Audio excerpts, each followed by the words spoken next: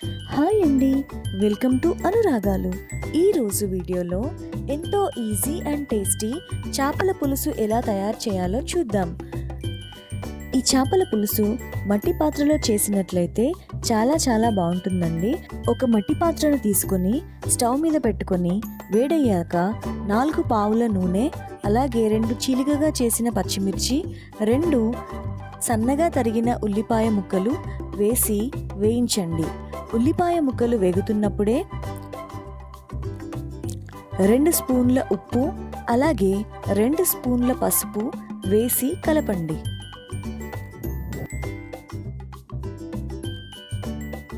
ఉల్లిపాయ ముక్కలు చక్కగా వేగేంత వరకు తిప్పుతూ కలుపుతూ ఉడికించండి. తరువాత మెంతికూర వేసినట్లయితే చేపల పులుసు మరింత టేస్టీగా ఉంటుందండి. నేను ఇక్కడ 3 చిన్న కట్టల మెంతికూరను తీసుకొని వేస్తున్నాను. మెంతికూర వేసినప్పుడు చక్కటి ఫ్లేవర్ వస్తుంది. మెంతికూర కొద్దిగా వేగిన తరువాత 3 స్పూన్ల అల్లం వెల్లుల్లి పేస్ట్ వేయండి. అల్లం వెల్లుల్లి పేస్ట్ పచ్చివాసన పోయేంత వరకు చక్కగా వేయించండి.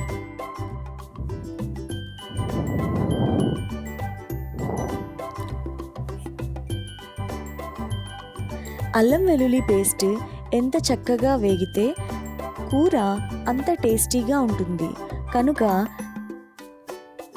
అల్లం వెల్లుల్లి పేస్ట్ చక్కగా వేగేంత వరకు తిప్పుతూ కలుపుతూ వేయించండి. తరువాత 5 నుంచి 6 బెండకాయలు తీసుకొని ఈ వీడియోలో చూపించిన విధంగా కట్ చేసి వేసుకోండి.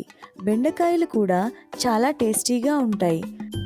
బెండకాయలు, ఉల్లిపాయలు కంప్లీట్గా మగ్గిన తరువాత మనం ముందుగానే చేపలను క్లీన్ చేసుకొని పెట్టుకోవాలి.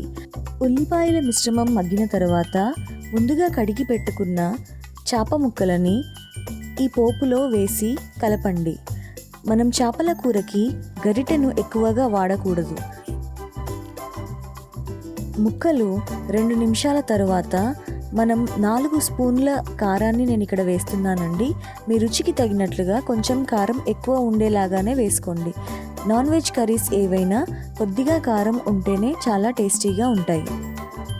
4 స్పూన్ల కారం వేసిన తర్వాత నేను ఈ వీడియోలో చూపించిన విధంగా గరిటె యూజ్ చేయకుండా ముక్కలను కలపండి. తరువాత 2 నిమిషాలకి మనం ముందుగా నానబెట్టుకొని ఉంచుకోవాలండి చింతపండు.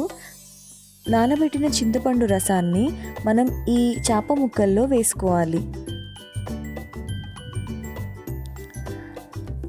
చింతపండు రసం వేసిన తర్వాత మనకు తగినన్ని, అంటే ఈ ముక్కలన్నీ మునిగే విధంగా వాటర్ 1 గ్లాస్ సరిపోతాయండి.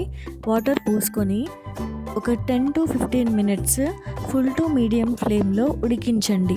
మనం ఉడికేటప్పుడు కూడా గరిటె పెట్టి కలపకూడదండి. ఈ ముక్కలు విడిపోకుండా చాలా జాగ్రత్తగా మనం కంప్లీట్ గిన్నెతో మనం ఈ విధంగా వీడియోలో చూపించిన విధంగా కలుపుకోవాలండి. గరిటె మాత్రం యూజ్ చేయకండి. ఇలా ఉడికిన తర్వాత కొద్దిగా కొత్తిమీర వేసుకోండి. అలాగే కొత్తిమీరతో పాటు 1 స్పూన్ ధనియాలు, గరం మసాలా పౌడర్ వేసుకోండి. ధనియాలు, గరం మసాలా అలాగే కొత్తిమీర వేసిన తర్వాత మరొక 5 నుంచి 6 నిమిషాలు కంప్లీట్ సిమ్లో పెట్టుకొని ఉడికించండి. ఈ గరం మసాలా పౌడర్ చక్కగా కలిసే విధంగా కలుపుకొని 2-3 నిమిషాల తర్వాత స్టవ్ ఆఫ్ చేసినట్లయితే వెరీ టేస్టీ అండ్ చాలా సింపుల్గా చేసుకునే చేపల పులుసు ready. If you like this video please like, share and subscribe. Thank you for watching.